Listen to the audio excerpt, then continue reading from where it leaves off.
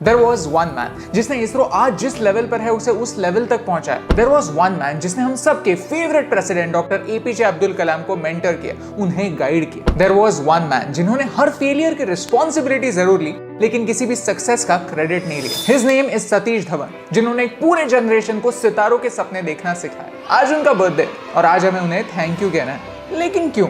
आज इसरो दुनिया की सबसे एफिशिएंट स्पेस ऑर्गेनाइजेशन है जो इतने कम खर्चे में सैटेलाइट लॉन्च कर सकती है कि सिर्फ भारत के ही नहीं, रशिया, इजराइल, यूएई, यहाँ तक कि जर्मनी जैसे देश भी भारत से सैटेलाइट लॉन्च करते हैं। आज इसरो जो कुछ है उसका क्रेडिट जाता है कई ग्रेट साइंटिस्ट को, विक्रम साराभाई सर को और आज हमारी इस कहानी के हीरो सतीश धवन सर को। उनकी कहानी कई लोगों से छुपी हुई है, तो इन्हें और लोगों तक पहुंचाने में हमारी हेल्प कीजिए। भारत के इन असली हीरोज की कहानियां आप तक पहुंचाना हमारा मिशन है। हमें सपोर्ट करने के लिए हमारे यूट्यूब चैनल को सब्सक्राइब कीजिए और इस बेल आइकॉन को प्रेस कीजिए।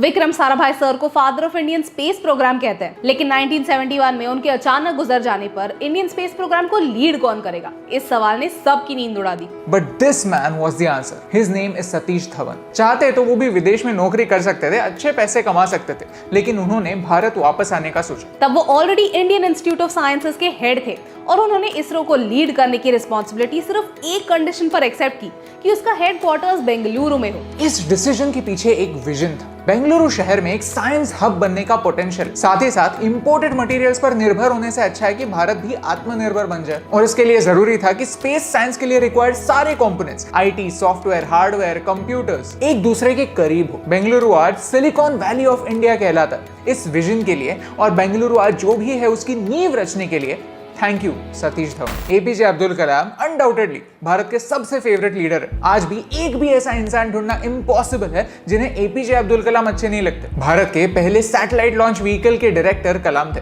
भारत को अग्नि और पृथ्वी जैसे मिसाइल्स देने वाले कलाम थे। भारत को एक न्यूक्लियर पावर बनाने वाले कलाम थे। और कलाम के mentor Satish Dhawan sir. 1970s की बात है। एक दिन सतीश धवन सर ने एक यंग कलाम को कहा कि the prime minister of India wants to meet you. तब इंदिरा गांधी जी प्राइम मिनिस्टर थी। प्राइम मिनिस्टर से मिलने मैं कैसे जाऊं? Just look at me, I am not even dressed right. तब धवन सर ने जवाब दिया, तुम्हारी सक्सेस ही तुम्हारे कपड़े। After all your success defines you, not your clothes. एक असली लीडर यही करता है, अपने अगले जनरेशन को कॉन्फिडेंस देता है। एक आइडियल लीडर कैसा होना चाहिए? अपनी बातों से नहीं, अपने डे टू डे काम से दिखाता है। वेल, सक्सेस तो ठीक है, लेकिन फेलियर में एक मेंटर कैसे गाइड करता है? हमारे फेवरेट एपीजे अब्दुल कलाम। अगर आज मैं कहूं कि वो भी लाइफ में फेल हुए थे तो शायद कोई विश्वास नहीं करेगा, लेकिन ये एक फैक्ट है। 1973 में SLV-3 के लॉन्च के लिए कलाम सर डायरेक्टर थे। लॉन्च डे के दिन सब रेडी था। हजारों एम्बिशियस माइंड, सालों की मेहनत और करोड़ों रुपए इस मोमेंट के लिए खर्च हुए थे। लेकिन लॉन्च के दिन कंप्यूटर ने वार्निंग सिग्नल्स देना स्टार्ट किया। डिसीजन कलाम सर को लेना था and he said go ahead, and unfortunately launch fail हो गया।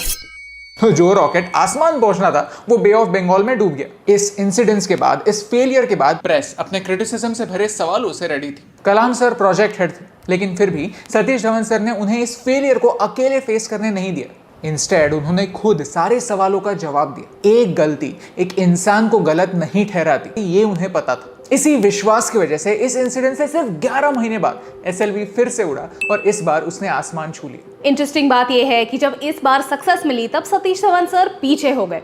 उन्होंने नेक्स्ट जनरेशन को आगे बढ़ने दिया। उन्होंने कलाम सर को अनाउंसमेंट करने के लिए आगे छोड़ा। एक अच्छा मेंटर, एक अच्छा लीडर हमेशा फेलियर की रिस्पॉन्सिबिलिटी जरूर लेता है, लेकिन सक्सेस का क्रेडिट अपनी टीम को देता है। सच में अगर एक अच्छा सलाहकार मिल जाता है तो पूरी लाइफ ट्रैक पर आ जाती है। Which reminds us of the sponsor of today's video, Upgrad. Upgrad सिर्फ भारत की largest online higher education company नहीं है। अपग्रेड सिर्फ डेटा साइंस, फाइनेंस, मैनेजमेंट में वर्ल्ड क्लास कोर्सेज ऑफर करने वाली ऑर्गेनाइजेशन नहीं है। अपग्रेड सिर्फ दुनिया के 1% यूनिवर्सिटीज का एक्सेस आपको घर बैठे देने वाला प्लेटफॉर्म नहीं है। इनफैक्ट उससे कहीं ज्यादा। अपग्रेड आपको आपके करियर में आगे पुश करने का एक जरिया है, जो अपने प्लेटफॉर्म पर इंडस्ट्री लीडर्स के साथ वन-ऑन-वन मेंटरशिप प्रोग्राम्स देती है। 100 से ज्यादा लर्नर सपोर्टर्स के साथ साथ आपको प्लेसमेंट्स के लिए भी हेल्प करती है। आज तक जिन लोगों ने अपग्रेड को चुना है उन्हें on an average 50% salary hike मिला है, क्योंकि अपग्रेड हमारे यूथ की वैल्यू जानता है। So if you feel that you need support to take your career to the next level, Upgrad is the place to be. So click on the link in the description to know more. Bharat में एक बात सच है कि जब भी किसी progressive plan की बात होती है तभी एक सवाल आता है कि बजट क्या है, कितना खर्चा होगा। और ये सवाल वैलिड भी तो है। जिस देश में आज भी 68% लोग 150 रुपए से कम प्रतिदिन में गुजारा करते हैं। चांद के गड्ढों में पानी ढूंढने से पहले रास्ते के गड्ढे फिक्स करना ज्यादा इंपॉर्टेंट लगता है। लेकिन इस प्रॉब्लम का कुछ हद तक सोल्यूशन सतीश धवन सर के पास था। वो जब इसरो के हेड थे तब सिर्फ ₹1 सैलरी के तौर पर लेते थे। ₹1।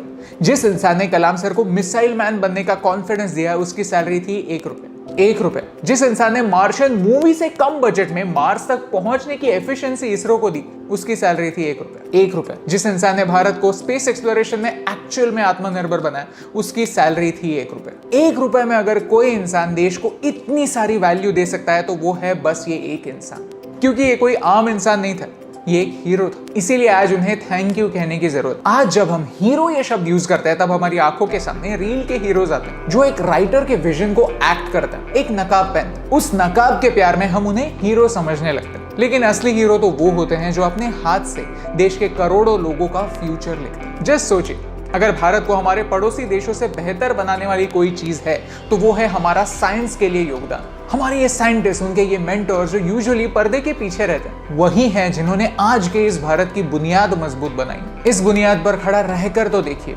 सितारे भी नजदीक लगने लगेंगे और यही बात आप तक पहुंचाने से मुझे फर्क पड़ता है।